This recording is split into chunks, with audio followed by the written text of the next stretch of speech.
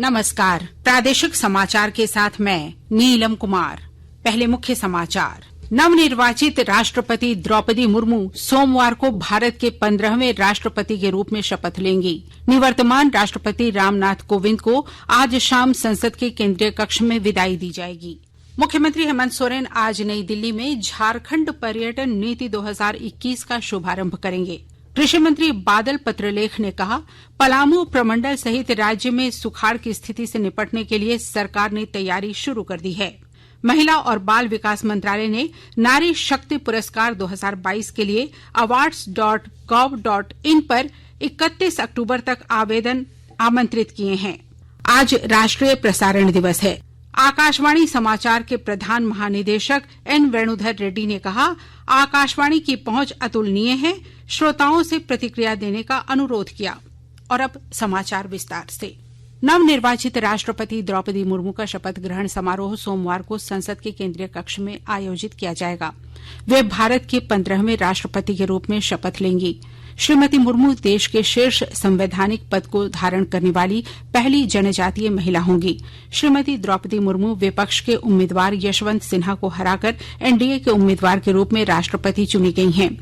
नए राष्ट्रपति के शपथ ग्रहण समारोह से पहले निवर्तमान राष्ट्रपति रामनाथ कोविंद को आज शाम संसद के केंद्रीय कक्ष में विदाई दी जाएगी। कल श्री रामनाथ कोविंद राष्ट्र के नाम विदाई संदेश देंगे।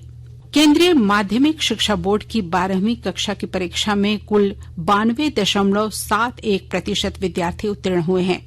उत्तीर्ण छात्रों का प्रतिशत 91.25 और छात्राओं का 94.54% रहा। 10वीं कक्षा में 94.4% छात्र उत्तीर्ण हुए। लड़कियों का पास प्रतिशत 95.21 जबकि लड़कों का पास प्रतिशत 93.8% रहा।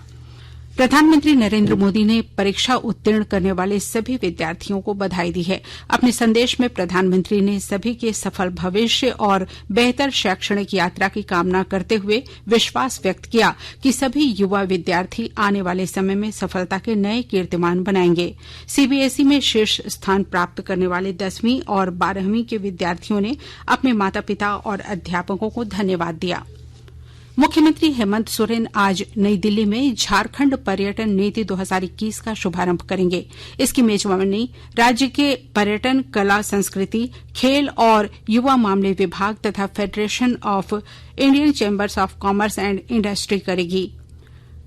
नई पर्यटन नीति के तहत वीकेंड गेटवे के साथ धार्मिक, इको एडवेंचर, वेलनेस, रूरल और माइनिंग टूरिज्म को बढ़ावा देना है।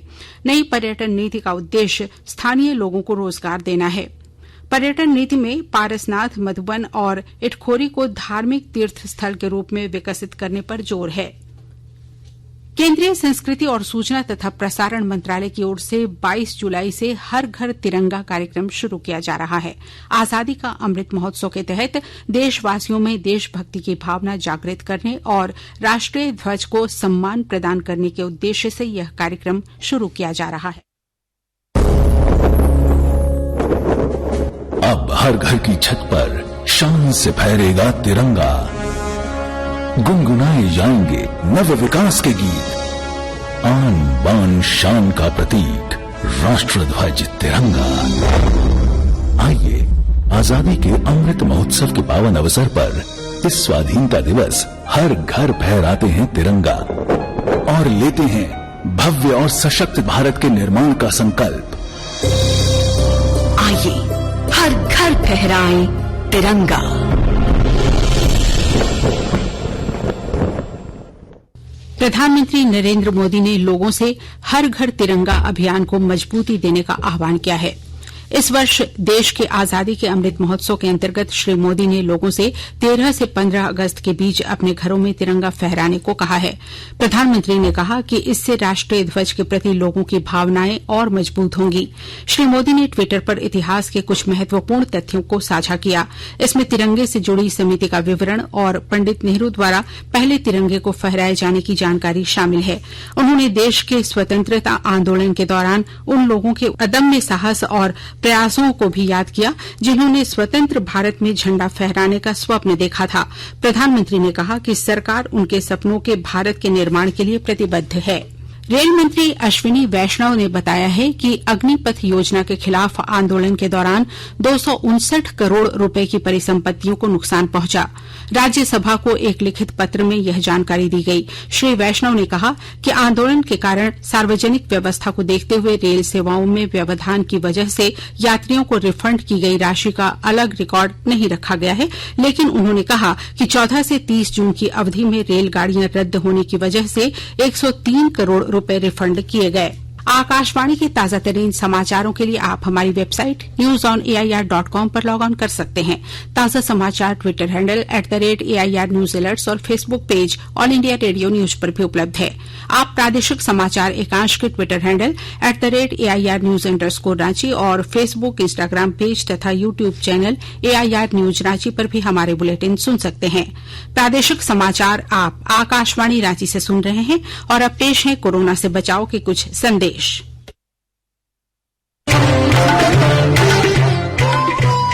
कोविड-19 से बचाव और सुरक्षित रहने के 3 उपाय।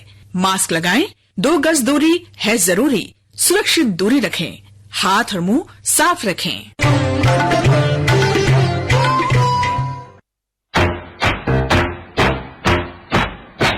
चलो मिलकर एक शुरुआत करें, चलो एक फैसला आज करें, मास्क नहीं तो टोकेंगे, कोरोना को रोकेंगे, चलो एक वादा करते हैं, चलो एक वादा करते हैं, मास्क नहीं तो टोकेंगे, कोरोना को रोकेंगे।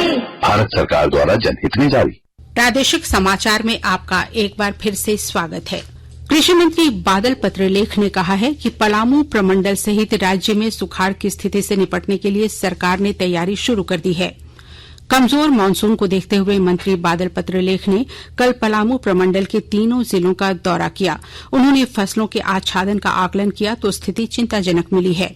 कृषि मंत्री ने कहा कि सरकार किसानों के लिए संवेदनशीलता के साथ खड़ी है। किसानों को झारखंड राज्य फसल राहत योजना का लाभ दिया जाएगा। इसके तहत फसल में 30 से 50% की क्षति पर 3,000 रूपये प्रति एकड़, अधिकतम 15,000 रूपये और 50% से अधिक के फसल नुकसान पर क्षतिपूर्ति के रूप में 4,000 रूपये प्रति एकड़, अधिकतम 20,000 रूपये का लाभ दिए जाने का प्रावधान किया गया है। यह प्रावधान रैयती जमीन और बटाई पर खेत को लेकर खेती करने वालों किसानों पर लागू होगी। मंत्री ने कहा कि सुखाड़ की स्थिति होने पर आपदा प्रबंधन के साथ केंद्र और राज्य सरकार मिलकर राहत कार्य चलाएगी। कृषि मंत्री ने यह भी कहा कि पशुपालन पदाधिकारियों को निर्देश दिया गया है कि पशुओं के चारे के लिए एक्शन प्लान तैयार करें। उन्होंने चिंता जताते हुए कहा कि 10 दिनों में अच्छी बारिश नहीं हुई तो 30 साल पूर्व की सुखाड़ की स्थिति बन सकती है। पश्चिम बंगाल सरकार के आग्रह और केंद्रीय जल आयोग की अनुशंसा पर डीवीसी ने खरीफ फसलों की सिंचाई के लिए कल से धनबाद के मैथन और पंचेत डैम से पानी छोड़ना शुरू कर दिया है। डीवीसी को 30 जुलाई तक 70,000 एकड़ पानी छोड़ना है। पहले दिन शुक्रवार को मैथन डैम से 400 एकड़ फीट और पंचेत डैम से 5900 एकड़ फीट पानी छोड़ा गया। यह पानी अंडर स्विच गेट की बजाय हाइडल से छोड़ा जा रहा है। केंद्रीय जल आयोग के पदाधिकारी निशांत कुमार ने कहा कि मैथन और पंचेत डैम से छोड़े जा रहे पानी की हर घंटे मॉनिटरिंग की जा रही है। डैम के जल स्तर में गिरावट आई तो पानी छोड़ना रोका जा सकता है। उन्होंने कहा कि जिलेवासियों को पीने के लिए पानी की कोई दिक्कत नहीं होने दी जाएगी। उन्होंने कहा कि अभी भी डैम का जलस्तर सामान्य है। इधर पीएचईडी के पदाधिकारी डीएन महतो ने कहा कि मैथन डैम से जलापूर्ति अभी तो सामान्य है, लेकिन बारिश नहीं हुई तो 1 हफ्ते के बाद पीने के पानी की सप्लाई में दिक्कत हो सकती है। इसके लिए पीएचईडी विभाग वैकल्पिक व्यवस्था पर विचार कर रहा है। और अमृत सरोवर परियोजना के तहत जामताड़ा जिले में 75 अमृत सरोवर बनाए जाएंगे। इसे लेकर जिला प्रशासन द्वारा आवश्यक पहल की जा रही है। विस्तृत ब्यौरे के साथ हमारे जामताड़ा संवाददाता। जल शक्ति अभियान एवं अमृत सरोवर परियोजना के तहत जामताड़ा जिले में 75 अमृत सरोवर बनाए जाएंगे। जामताड़ा जिला प्रशासन के द्वारा इस दिशा में आवश्यक पहल की जा रही है। उप विकास आयुक्त अनिल चंद लकड़ा ने कहा कि जल शक्ति अभियान कैच द रेन के तहत जल संचयन, वर्षा जल संरक्षण, जल स्रोतों का जीर्णोद्धार करने पर विशेष जोर दिया जा रहा है। उन्होंने कहा कि अभियान के तहत पौधरोपण के साथ साथ सभी सरकारी कार्यालयों, विद्यालयों, आंगनबाड़ी केंद्रों, स्वास्थ्य केंद्रों एवं पंचायत भवनों में वर्षा जल संरक्षण इकाई का निर्माण कराया जाएगा। उप विकास आयुक्त ने बुधवार को जिले के अधिकारियों के साथ बैठक कर इस संबंध में आवश्यक दिशा निर्देश दिया। संबंधित विभागों को समन्वय स्थापित कर कार्य करने का निर्देश दिया। सुभाष प्रसाद सिंह, आकाशवाणी समाचार, जामताड़ा। साहिबगंज जिले के तटीय क्षेत्रों में राष्ट्रीय ग्रामीण आजीविका मिशन के तहत जूट की खेती पर किसान स्वावलंबन की दिशा में आगे बढ़ रहे हैं। एक रिपोर्ट।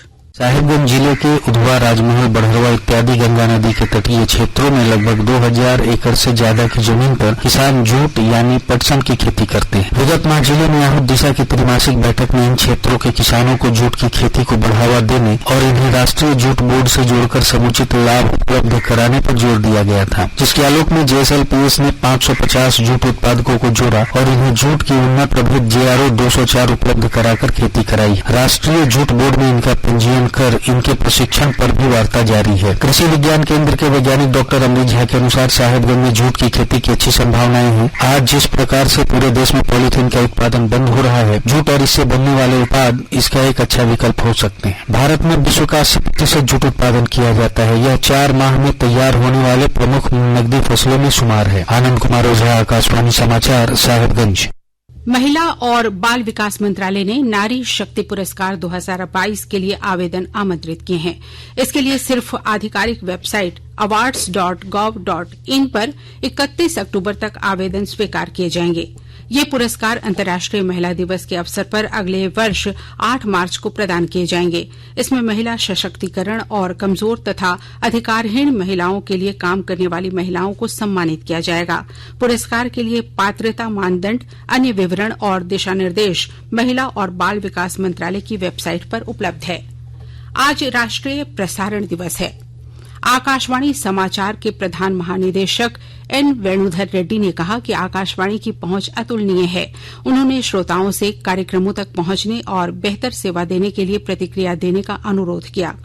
वर्ष 1927 में आज ही के दिन इंडियन ब्रॉडकास्टिंग कंपनी नाम की एक निजी कंपनी ने देश में पहला रेडियो प्रसारण बम्बई केंद्र से किया था। 8 जून 1936 को इंडियन स्टेट ब्रॉडकास्टिंग सर्विस को ऑल इंडिया रेडियो का नाम दिया गया। वर्ष 1927 से रेडियो प्रसारण भारत के लोगों के जीवन का महत्वपूर्ण हिस्सा रहा है। आकाशवाणी जन जन को सूचना पहुंचाने, शिक्षा और मनोरंजन प्रदान करने का महत्वपूर्ण कार्य कर रहा है। इसका लक्ष्य है बहुजन हिताय बहुजन सुखाय। प्रसारण दिवस के अवसर पर नई दिल्ली स्थित आकाशवाणी भवन में विशेष कार्यक्रम आयोजित किए जा रहे हैं। इसमें सूचना और प्रसारण मंत्री अनुराग सिंह ठाकुर, उनके राज्य मंत्री डॉक्टर एल मुरुगन और सूचना तथा प्रसारण सचिव अपूर्व चंद्र हिस्सा लेंगे। और अब अखबारों की सुर्खियां। राज्य से प्रकाशित लगभग सभी अखबारों ने सीबीएसई द्वारा जारी 10वीं और 12वीं की परीक्षा परिणाम की खबर को पहले पन्ने पर प्रमुखता से प्रकाशित किया है। प्रभात खबर ने लिखा है 10वीं के झारखंड टॉपर को 99.6 और 12वीं के टॉपर को 99.4% अंक हासिल हुए। पटना आतंकी मॉड्यूल की जांच एनआईए करेगी शीर्षक के साथ हिन्दुस्तान ने इससे जुड़ी खबर को पहले पन्ने की सुर्खी बनाई है। आईटीआर फाइलिंग की अंतिम तिथि बढ़ाने की योजना नहीं, दैनिक जागरण ने इस खबर को पहले पन्ने पर जगह दी है। वहीं दैनिक भास्कर ने लिखा है सीबीएसई रिजल्ट 12वीं में टॉपर 3 में 21 स्टूडेंट्स, इसमें 15 रांची के, 10वीं में देवघर का अथर्व टॉपर। वहीं रांची एक्सप्रेस ने लिखा है आज दिल्ली में झारखंड पर्यटन नीति 2021 का शुभारंभ, हेमंत सरकार का मेगा ड्रीम प्लान। अंग्रेजी दैनिक द टाइम्स ऑफ इंडिया ने बंगाल में ईडी की कार्रवाई और हिन्दुस्तान टाइम्स ने 25 जुलाई को द्रौपदी मुर्मू के राष्ट्रपति पद के लिए शपथ ग्रहण की खबर को पहले पन्ने पर प्रकाशित किया है। और अब अंत में मुख्य समाचार एक बार फिर। नवनिर्वाचित राष्ट्रपति द्रौपदी मुर्मू सोमवार को भारत के 15वें राष्ट्रपति के रूप में शपथ लेंगी। निवर्तमान राष्ट्रपति रामनाथ कोविंद को आज शाम संसद के केंद्रीय कक्ष में विदाई दी जाएगी। मुख्यमंत्री हेमंत सोरेन आज नई दिल्ली में झारखंड पर्यटन नीति 2021 का शुभारंभ करेंगे। कृषि मंत्री बादल पत्रलेख ने कहा पलामू प्रमंडल सहित राज्य में सुखाड़ की स्थिति से निपटने के लिए सरकार ने तैयारी शुरू कर दी है। महिला और बाल विकास मंत्रालय ने नारी शक्ति पुरस्कार 2022 के लिए awards.gov.in पर 31 अक्टूबर तक आवेदन आमंत्रित किए हैं। आज राष्ट्रीय प्रसारण दिवस है। आकाशवाणी समाचार के प्रधान महानिदेशक एन वेणुधर रेड्डी ने कहा, आकाशवाणी की पहुंच अतुलनीय है। श्रोताओं से प्रतिक्रिया देने का अनुरोध किया। इसके साथ ही आकाशवाणी रांची से प्रादेशिक समाचार का ये बुलेटिन समाप्त हुआ। नमस्कार।